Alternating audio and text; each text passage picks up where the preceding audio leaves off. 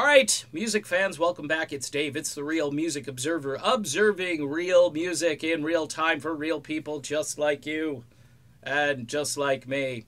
Hey, if you can afford the $1 a month, I don't like to beg for money, and I don't do this on every video. I don't say hit the little subscribe button. It seems to be working without me doing that.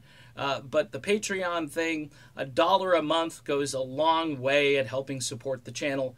Honestly, the revenue stream just is, even though subscribers are going up, doing videos about classic rock bands when, Miley Cyrus is getting married and she's got like 1 million views on, 30 seconds worth of audio or something. It's tough. This is countercultural, what I am doing.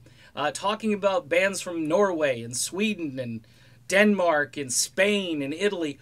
All of this is countercultural, going against the grain. So, with 19,000 plus subscribers, struggling to get 1,000 views off of one video, you could see that, yeah, people subscribe, but they're looking for a niche.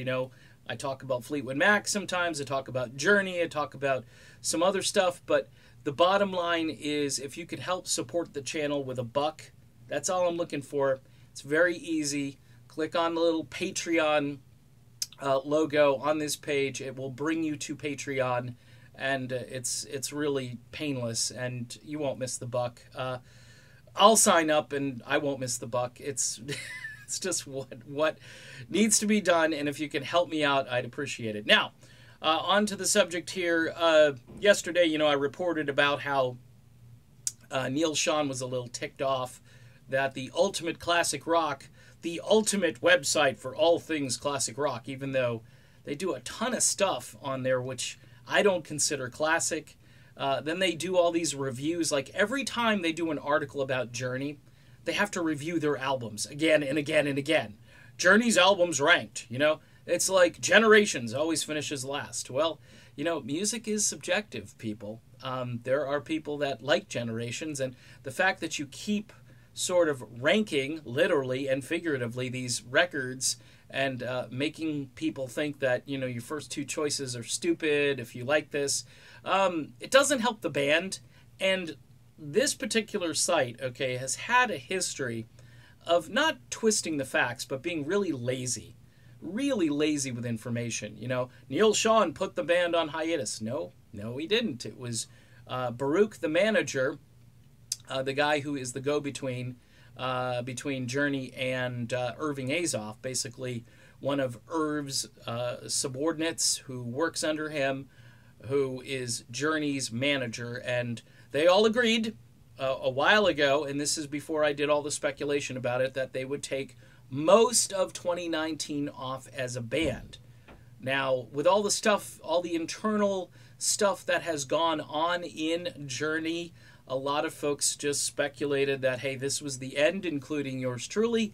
It may still be the end, or it may be the beginning of something better. Okay? You have to look at it that way.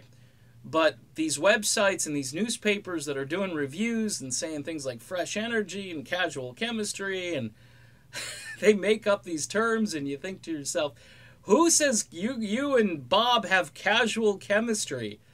Yeah, casual. Like, chemistry is typically something that isn't casual. So it's two words that really don't go together, And so Neil Sean blasted these guys, from what I understand, and then they corrected it, okay? But they do this correction like, well, it's easy to see how we could have made this mistake. I mean, look, it looked like, Neil's arguing with band members, and we just assumed he was the guy that put the lid on this and then decided to just take Journey Through Time out there. Well, Journey Through Time, I believe, is the beginning of something better, okay? So you have to look at it that way.